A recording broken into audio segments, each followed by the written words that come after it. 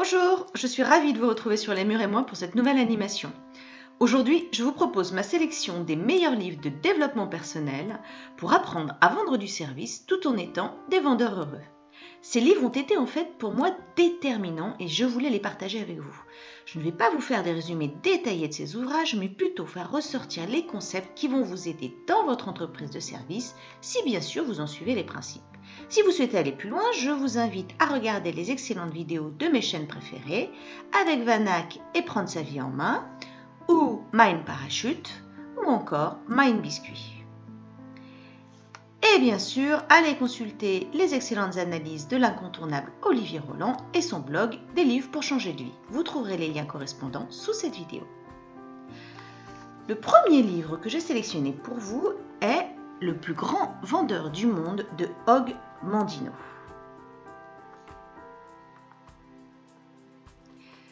L'histoire se passe il y a 2000 ans avec Afid, gardien de chameau à Damas. Afid rêve de changer de vie. Dans sa quête, les anciens lui remettent 10 rouleaux de parchemin dont les écrits vont faire de lui tout simplement le plus grand vendeur du monde.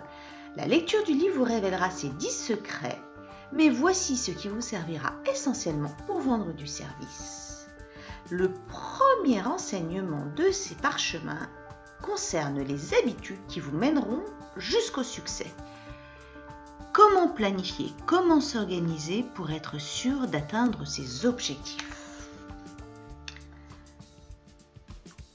Le deuxième enseignement est d'apprendre à écouter et à sincèrement aimer ses clients, mais aussi à vous aimer vous-même. On ne le dira jamais assez, vendre du service, c'est se vendre soi-même. Si vous ne vous aimez pas, les clients n'auront pas confiance en vos prestations et vous aurez du mal à vendre. La persévérance vers le succès. Vous avez certainement rencontré une cinquantaine de prospects aujourd'hui. Personne ne saura dire si le succès et la signature d'un contrat n'est pas au 51e. N'abandonnez jamais. Tirez parti de votre potentiel et focussez. Beaucoup trop de vendeurs font des démarches commerciales dans tous les sens en espérant que l'une d'entre elles se transformera en contrat. Focussez sur une action. Et agissez maintenant. C'est le 5e principe. Cessez de procrastiner et faites comme si c'était votre dernier jour. Ne vous posez plus de questions, levez votre téléphone, allez voir vos clients. Bien sûr, comme tout le monde, les vendeurs ont parfois des émotions négatives, mais il est impératif, avant d'aller en clientèle, parce que nous vendons du service, de transformer ces émotions négatives en émotions positives. Faites de la méditation, du sport, mettez la musique, dansez, chantez, faites ce que vous voulez, mais gérez vos émotions. Tournez toutes les situations en positif, sourire à chaque instant. Et petite astuce, terminez chaque journée par 5 points positifs, listés sur un carnet. Enfin, ne cessez jamais d'apprendre. Lisez des bios de grandes réussites d'entrepreneurs, les livres, écoutez des audios, suivez des formations, mais ne laissez pas votre potentiel retomber dans la facilité du quotidien. Le deuxième livre que je vous présente ici est Père riche, Père pauvre de Robert Kiyosaki. Ce livre est mon inspiration de chaque instant. Si vous n'aimez pas lire, il existe en livre audio. Ne passez pas à côté de cette pépite. Le petit Robert est bien ennuyé car il est partagé entre deux modèles d'éducation.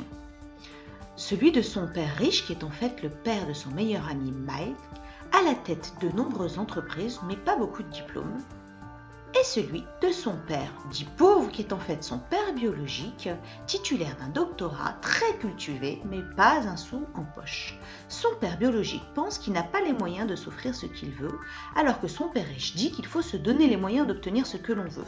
Son père pauvre dit que chaque minute de travail mérite salaire, alors que son père riche pense qu'il ne faut pas travailler pour l'argent, mais faire en sorte que l'argent travaille pour nous. Un jour, le père de Mike leur propose à tous les deux de travailler dans l'un de ses commerces pour presque rien, puis pour rien du tout. Le père de Robert l'engage évidemment à aller réclamer son dû à son patron, c'est inadmissible au vu des heures de travail. Le père de Mike propose alors à Robert de le rémunérer en quelque sorte sous forme d'éducation financière. C'est ainsi qu'il deviendra son père spirituel. Le principal enseignement que vous allez apprendre dans ce livre pour vendre est avant tout la différence entre deux types de dépenses. Le passif qui vous coûte et vous rapporte rien, comme beaucoup de biens de consommation, et l'actif qui lui génère de l'argent, comme les placements financiers, immobiliers ou en propriété intellectuelle. Comprendre cette différence fondamentale vous aidera à transformer votre prestation de sorte à ce qu'elle devienne un actif pour vos clients. Acheter votre prestation ne sera plus un coût, mais un investissement.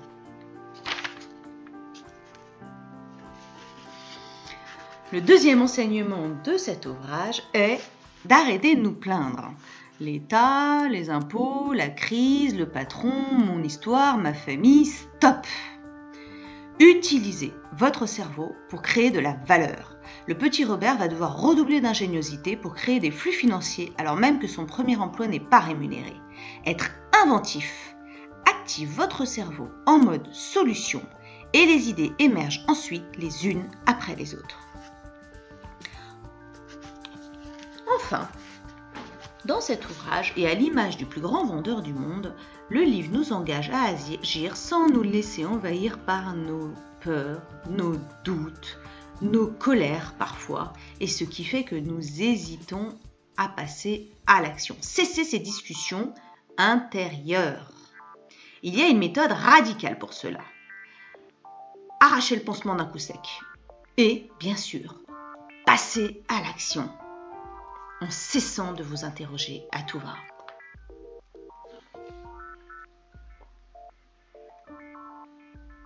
Le troisième livre que j'ai sélectionné pour vous est La magie de voir grand de David Joseph Schwartz. Ce livre nous apprend à penser grand pour obtenir grand. David Schwartz nous engage à sortir de la fameuse rat race en créant un nouveau personnage qui serait la version idéale de nous-mêmes dans les domaines financiers ou professionnels, mais aussi bien sûr relationnels. Le premier principe, et aussi celui qui guide tout l'ouvrage, est basé sur la puissance de l'intention. Soyez convaincus de concrétiser vos ventes, supprimez l'indécision et agissez en vous imaginant déjà gagnant, et ce sera très vite le cas.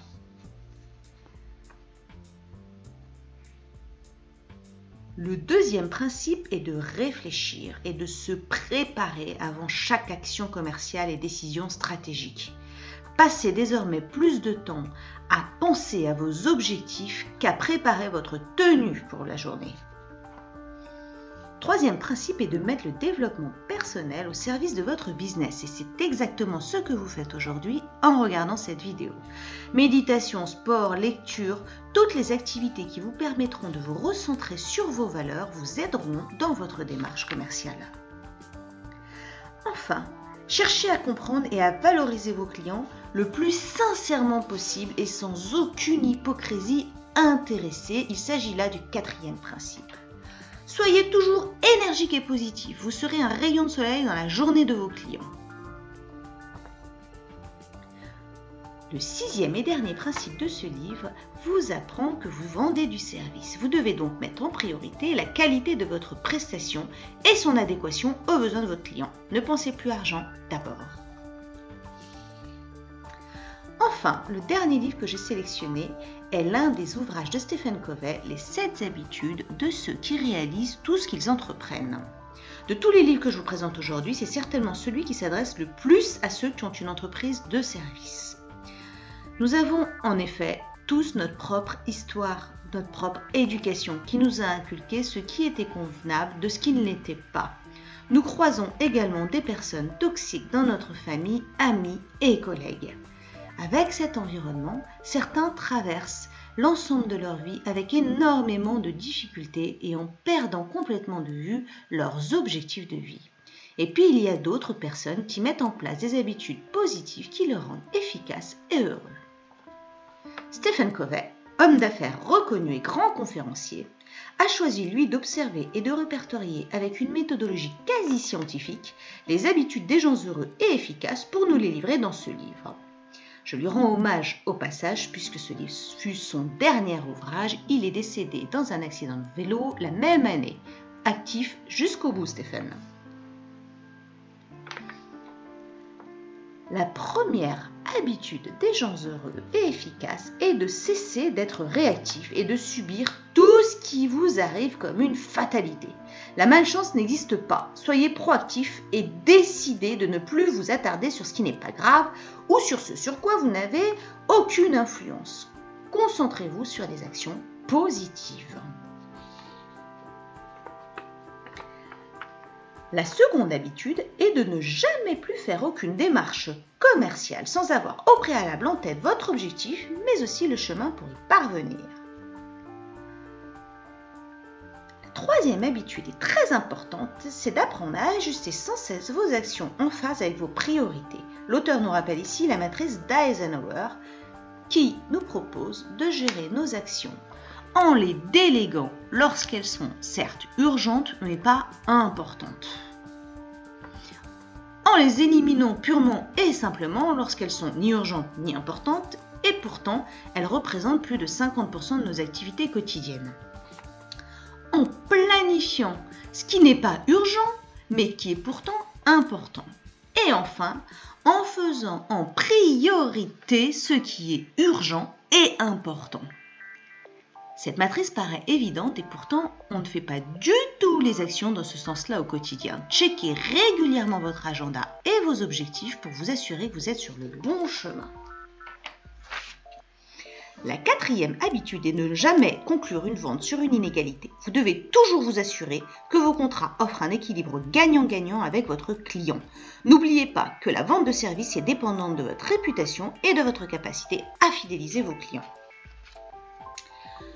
Ne projetez pas votre histoire et vos objectifs sur vos clients. Ayez une communication sincère et empathique et cessez d'interpréter. Évidemment, sur cette habitude, je vous conseille fortement de lire, si ça n'est pas déjà fait, Les 4 accords Toltec de Miguel Ruiz. Les vendeurs ont trop souvent la réputation d'être individualistes. Rappelez-vous que l'action collective est toujours plus efficace que l'addition d'actions individuelles. C'est le principe bien connu du 1 plus 1 égale 3. Jouez désormais réseau, équipe et partage. Enfin, la septième et dernière habitude est d'investir sans cesse en vous. Aiguisez vos facultés physiques grâce au sport et à l'alimentation, spirituelles en suivant vos valeurs et votre pourquoi, psychiques avec des activités stimulantes et socio-émotives en entretenant des relations basées sur le respect, l'échange et le partage. Vous êtes votre meilleur argument et vous ne devez pas avoir de SAV.